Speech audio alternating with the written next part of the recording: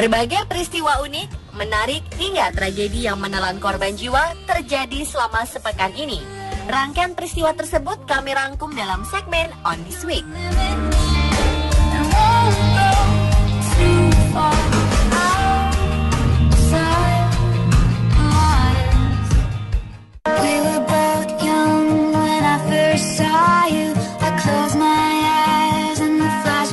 Nama Miss Indonesia 2006, Kristania Virginia Besow, sedang hangat dibicarakan belakangan ini.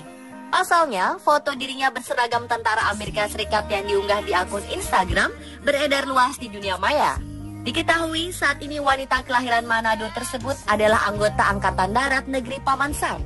Rupanya wanita berusia 30 tahun ini dikabarkan telah berganti kewarganegaraan dan menetap di Kansas, Amerika Serikat.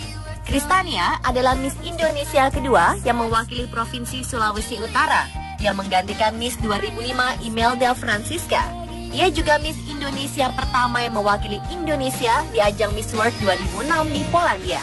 Kristania pindah ke Amerika Serikat untuk belajar keperawatan dan meninggalkan kuliahnya di Fakultas Ekonomi di Universitas Samratulangi. Usai lulus studi keperawatannya, Oktober 2014 lalu, ia memutuskan bergabung dengan militer Amerika Serikat.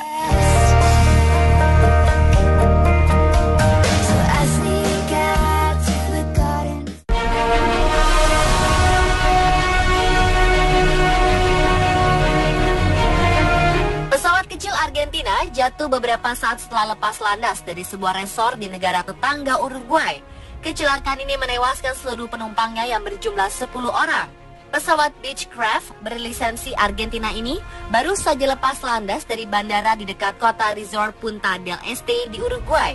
Ketika pesawat tersebut jatuh dan terbakar pada Kamis 19 Maret 2015 waktu setempat, pesawat ini bertujuan ke Argentina dan jatuh ke laguna di dekat bandara Uruguay tersebut. Pesawat ini mengangkut 8 penumpang, seorang pilot dan seorang co-pilot. Seorang pilot dan co-pilot serta 7 orang penumpang merupakan warga Argentina. Sementara seorang lagi penumpang adalah turis wanita asal Portugal. Belum diketahui penyebab jatuhnya pesawat. Menurut petugas menara pengendali lalu lintas udara, terjadi ledakan tak lama setelah pesawat lepas landas. Namun penyebab pastinya masih dalam penyelidikan.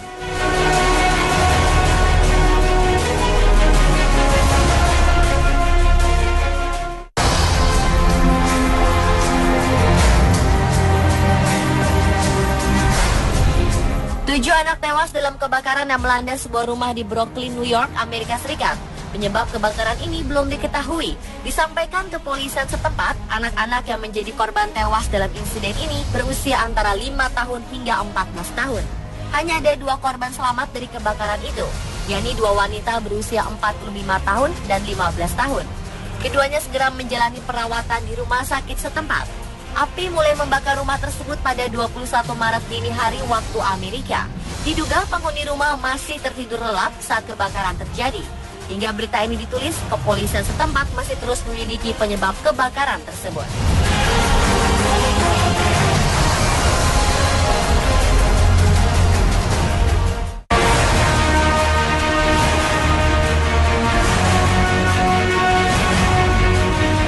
Sebuah ledakan terjadi di laboratorium kimia di Fakultas Farmasi Kampus Universitas Indonesia Depok. Akibat ledakan tersebut dikabarkan 14 mahasiswa terluka.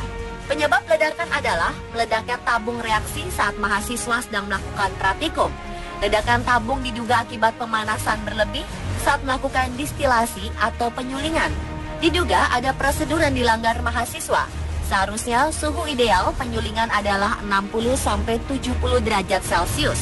Setelah mencapai suhu tersebut, api seharusnya dimatikan, tetapi malah dipanaskan hingga 100 derajat.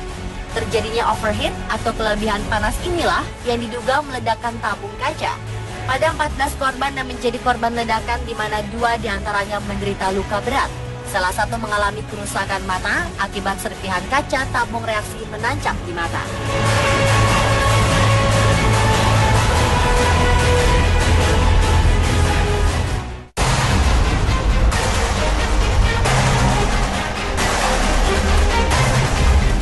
Terjadi penembakan brutal di Museum Nasional Bardo di ibu kota Tunis pada 18 Maret lalu.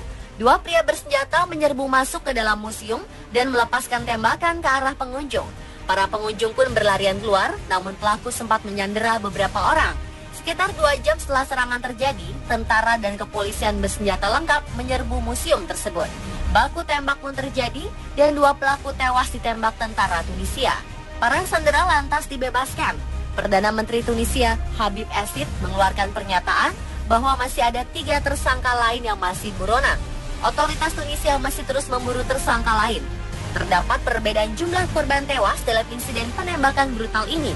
Media Inggris menyebutkan total korban mencapai 22 orang termasuk 20 turis Inggris.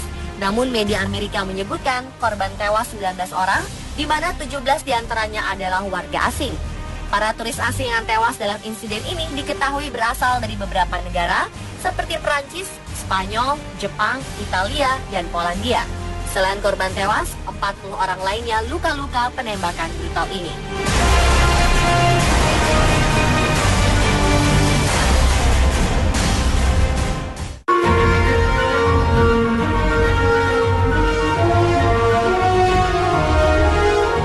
Sebuah aksi heroik ditampilkan oleh Edi Sudarmi atau akrab disapa Pak Sareh yang mencegat laju kereta api Gajayana jurusan Malang Jakarta agar tak melintas rel yang renggang sepanjang 15 cm di kilometer 53 stasiun Kota Baru Kepanjen Malang, Jawa Timur.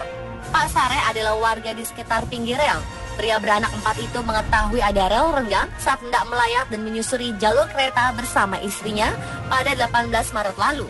Karena khawatir renggangnya rel ini akan membahayakan kereta yang melintas, Pak Sareh mengajak warga terdekat Bonadi untuk mencegat kereta yang lewat. Pencegatan berlangsung dramatis. Pak Sareh dan Bonadi berdiri di tengah rel sambil melambaikan baju ke arah datangnya kereta. Kereta sedang melaju kencang itu pun akhirnya berhenti. Setelah setengah jam, akhirnya kereta diizinkan kembali melintas karena rel yang renggang 15 cm itu sudah diperbaiki dan diberi bantalan. Tak terbayang jika kereta tetap melaju di rel tersebut, mungkin saja kereta tersebut akan anjlok.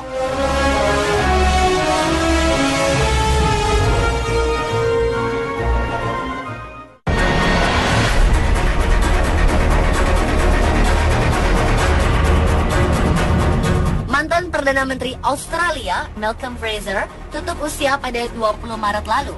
Malcolm merupakan mantan Perdana Menteri Australia ke-22. Menurut pernyataan keluarga yang dikirim ke media Australia, pria bernama lengkap John Malcolm Fraser ini meninggal karena sakit. Kantor Perdana Menteri Tony Abbott pun telah mengkonfirmasi kabar duka ini.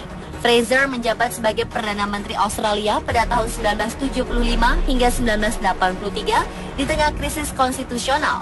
Menurut National Archive of Australia, Fraser akan diingat akan pengaruh signifikannya dalam mengubah hubungan dengan negara persemakmuran Inggris. Ia juga tercatat sebagai Perdana Menteri yang telah berinisiatif membentuk Ikatan Australia dengan Timur dan negara-negara Asia Tenggara.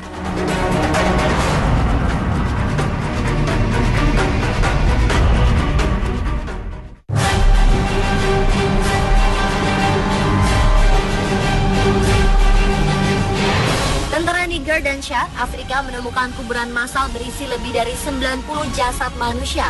Diduga jasad-jasad tersebut merupakan korban kekejian militan Boko Haram. Temuan kuburan massal ini terjadi di wilayah Nigeria dekat perbatasan Niger yang sempat dikuasai Boko Haram dan baru-baru ini direbut kembali oleh tentara gabungan Afrika. Menurut kabar yang beredar, sebagian besar jasad yang ditemukan dalam keadaan tidak utuh dengan bagian kepala terpenggal. Boko Haram mendalangi serangkaian teror di Nigeria sejak 2009. Mereka menyerang polisi, sekolah, tempat ibadah, hingga warga sipil. Pada April 2014 lalu, Boko Haram menculik lebih dari 200 siswi sekolah di Borno yang hingga kini masih belum diketahui keberadaannya.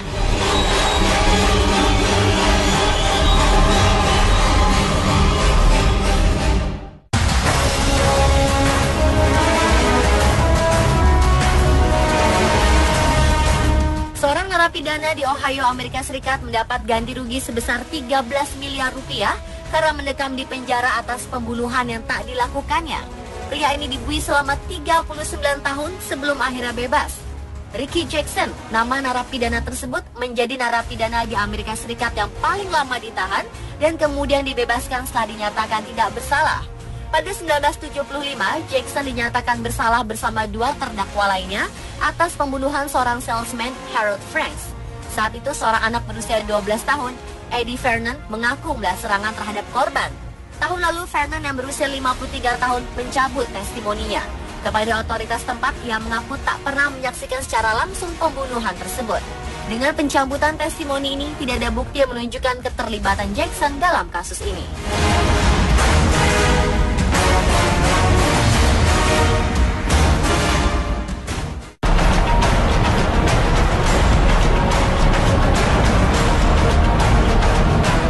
Tujuh wisatawan tewas tertimpa batu raksasa ketika sedang berlibur di Tiongkok pada 19 Maret 2015 lalu. Batu-batu dengan ukuran 1 meter itu jatuh dari atas kawasan pegunungan setempat. Rombongan turis tertimpa batu ketika sedang menunggu giliran naik kapal di kawasan Gunung Geisai, Yulin. Beberapa foto yang diunggah ke internet menunjukkan bebatuan besar ini jatuh ke jalan setapak yang menjadi tempat para turis menunggu kapal. 4 orang tewas seketika, sementara 3 lainnya tewas ketika dalam penanganan rumah sakit. Menurut kantor berita di Tiongkok, masih ada korban lain yang masih dirawat di rumah sakit, namun jumlahnya belum diketahui. Kawasan Gunung Geisai dikenal akan gunung dan guanya yang biasa dikunjungi oleh banyak wisatawan. Tidak hanya terkenal di kalangan turis domestik, gunung ini juga dikenal oleh para turis dari luar Tiongkok, mengingat kawasannya memiliki banyak pemandangan indah.